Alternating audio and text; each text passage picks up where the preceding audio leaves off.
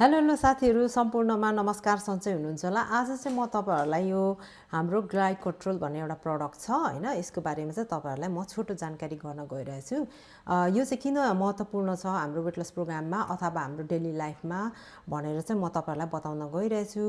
यो चाहिँ हामीले जस्तै वेट लस प्रोग्राम गर्दाखेरि पनि तपाईहरुलाई हैन इन्क्लुड गराउँछौं।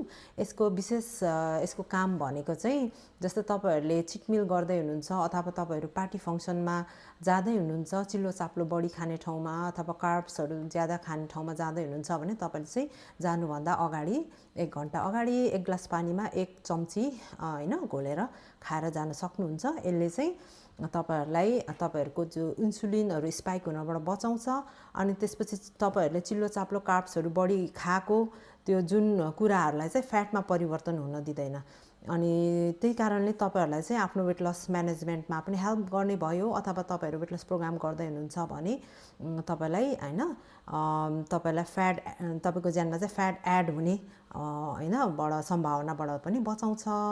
यदि तपाईहरु लिन चाहनुहुन्छ भने चाहिँ मलाई कन्ट्याक्ट गर्न सक्नुहुन्छ है त। Thank you so much for watching. Bye by.